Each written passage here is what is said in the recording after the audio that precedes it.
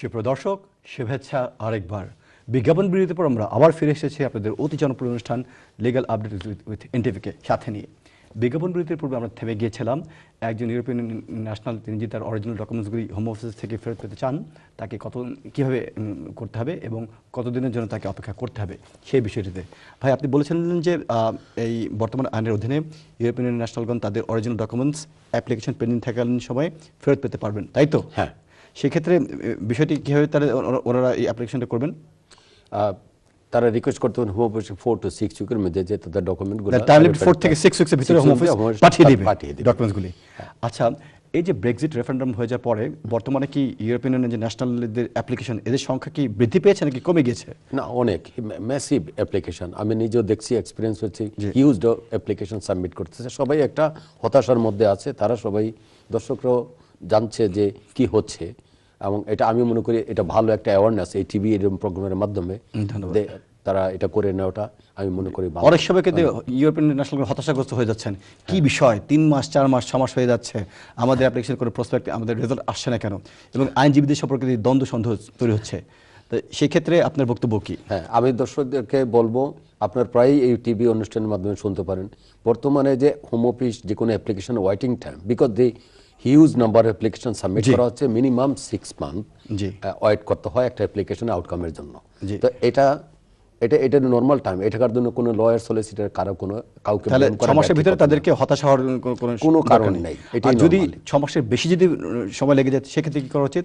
সেক্ষেত্রে home office, আমি বলবো যে আপনার অ্যাপ্লিক্যান্ট, আপনি ওখানে হোম অফিসকে আপনি কমপ্লেন করতে পারেন, যে চ্যালেঞ্জ করতে পারেন যে এটা ওভার 6 মান্থ আমি ওয়েট করছি, এবং লয়ার ভাষায় এটাকে বলা হয় অ্যাডিশনাল ডিলে। হ্যাঁ, অ্যাডিশনাল ডিলে, যেটা তোমরা তারা প্রমিস তারা ব্রেক করছে, সেই কারণে। ধন্যবাদ।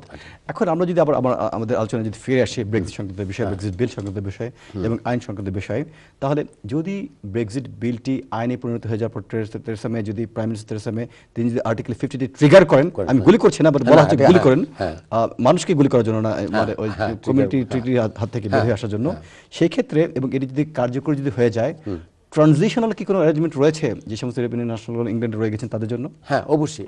এটা কমন, এটা অলওয়েজ যে কোনো ল ইভেন চেঞ্জ হলে there is a transitional period, it's called exit road. আচ্ছা, এটা থাকবেই সেটা থাকবে, মানে যারা রয়ে গেছেন ইংল্যান্ডের ভিতরে যে তাদেরকে রক্ষা করার জন্য। হ্যাঁ, তাহলে এই যে ট্রানজিশনাল অ্যারেঞ্জমেন্ট সংক্রান্ত বিষয়ে যে বিষয়টির কথা বলেছেন, তাহলে এই পলিসিটি হোম অফিস কখন ঘোষণা করতে পারে? যখনই তা আর্টিকেল 8 ট্রিগার করবে, সেখান থেকে 2 বছরের একটা পিরিয়ড সময় আছে। এই সময়ের মধ্যে তারা ট্রানজিশনাল পিরিয়ডটা নিয়ে তারা আলোচনা করবে পার্লামেন্টে, ইন হাউস, আউটসাইড। এটা তাহলে এটা নেচারটা কি হবে?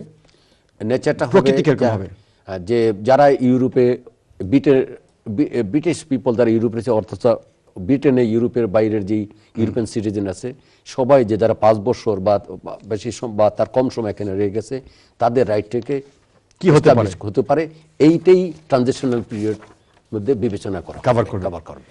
আচ্ছা, তাহলে সেই ক্ষেত্রে বর্তমান যারা ইউরোপিয়ান ন্যাশনাল যারা ইংল্যান্ডে রয়েছেন তাদেরকে কি করা উচিত, কি করবেন তারা বেসিক তারা করতে হবে, তার অ্যাপ্লিকেশন সাবমিট করতে হবে এখানে তাদের ট্রানজিশনাল পিরিয়ডের মধ্যে তাদের রাইটটা টিটিতে এক্সারসাইজ করার জন্য। যারা কোয়ালিফাই করে পার্মানেন্ট রেসিডেন্টের জন্য, তারা অ্যাপ্লিকেশন সাবমিট করতে হবে। এবং এই অ্যাপ্লিকেশনের সাথে তাদের কি কি ডকুমেন্ট সাবমিট করতে হবে? কোয়ালিফাই যে কারো ক্ষেত্রে যারা সার্টিফিকেট অফ রেজিস্ট্রেশন করবে, তার 5 বছর রেসিডেন্টসের রিকোয়ারমেন্টটা মিট করতে হবে।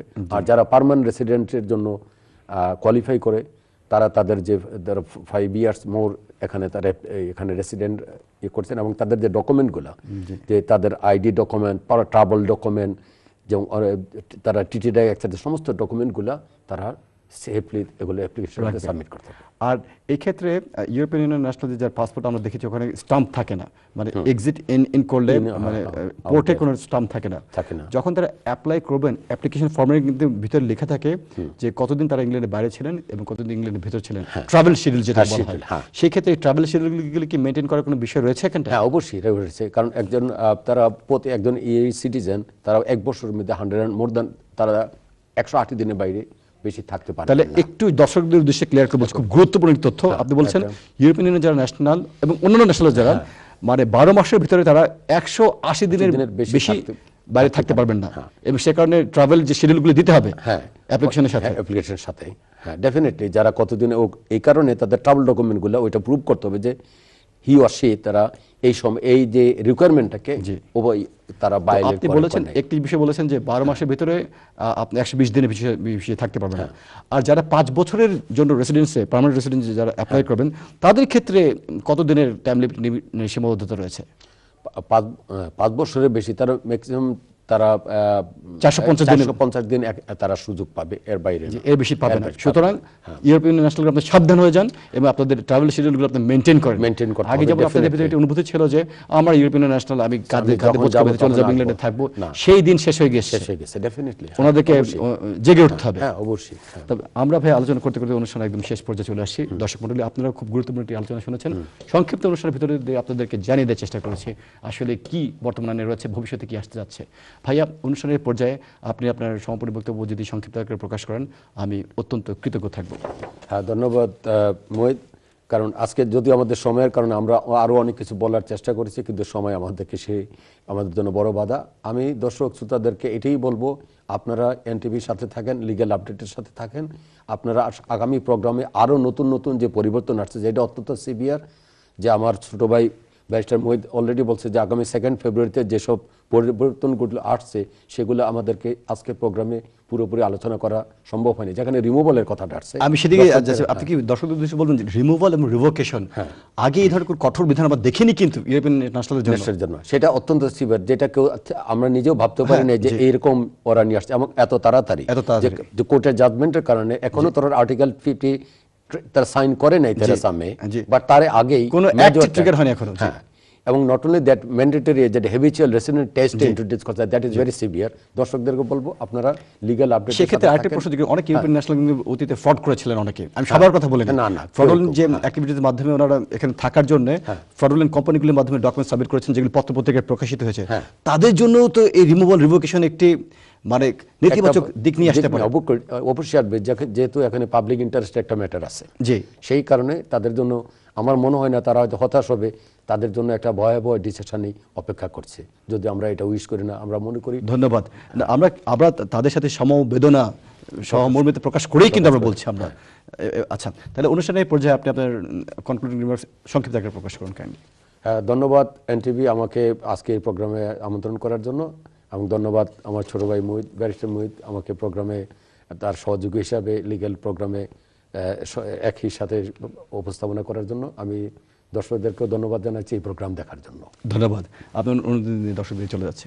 দর্শক মণ্ডলী, কীভাবে সংকটগ্রস্ত একটা পরিবেশ থেকে উঠে বের হয়ে আসতে হয় সেই সংক্রান্ত বিষয়ে শতবর্ষ পূর্বে বাংলাদেশের একজন বিখ্যাত কবি বলেছিলেন, যদি লক্ষ্য থাকে অটুট, বিশ্বাস হৃদয়ে, হবেই হবে দেখা হবে বিজয়ে। ইউরোপিয়ান ন্যাশনাল বর্তমানের যে আইনের ডামাডোলের ভিতরে আবদ্ধ হয়ে পড়েছেন, ব্রেক্সিট সংক্রান্ত বিল, ভবিষ্যতে ব্রেক্সিট আইন কার্যকরী হয়ে গেলে তাদের জীবনে কী ধরনের সমস্যা আসতে পারে, সেই সমস্যা আসার কারণে যে তারা ভেঙে পড়বেন, নো, নট নেসেসারি। ইকুইটি লতের কথা আছে, he who slips over equity, he who slips over his rights will slip away from him. আপনাদের এই অধিকারটি বুঝিত হয়ে যাওয়ার আগেই আপনারা জেগে উঠুন, প্রয়োজনীয় ডকুমেন্ট সংগ্রহ করে অ্যাপ্লিকেশন সাবমিট করে দেন। ভবিষ্যতে যাতে নতুন কোনো আইন আসলে এই আইনের ফাঁকার ভেতরে যাতা করে যাতে আপনার পরে পৃষ্ঠ না হন। আমি ধন্যবাদ জানাচ্ছি আজকের অনুষ্ঠানের অতি সম্মানিত অতিথি শাহ আলম সরকার আমাদের মাঝে উপস্থিত হওয়ার জন্য। আমি ধন্যবাদ জানাচ্ছি দর্শক মণ্ডলী এতক্ষণ পর্যন্ত আমাদের সাথে থেকে এই অনুষ্ঠান দেখার জন্য আপনাদের জন্য। আমি ধন্যবাদ জানাচ্ছি কন্ট্রোল রুমের দায়িত্বে নিয়োজিত ভাইদের প্রতি, যাদের অক্লান্ত পরিশ্রমের কারণে আজকের অনুষ্ঠানটি এত সুন্দর হয়েছে। আগামী সপ্তাহে লিগ্যাল আপডেট উইথ এনটিভি অনুষ্ঠান দেখার আগাম আমন্ত্রণ জানিয়ে আমি এম এ মোহিত খান আজকের অনুষ্ঠানের অতি সম্মানিত অতিথি শাহ আলম সরকার ভাইকে সাথে নিয়ে আজকের মতো এখান থেকে বিদায় নিচ্ছি। আপনারা সবাই ভালো থাকুন, সুস্থ থাকুন। আল্লাহ হাফেজ।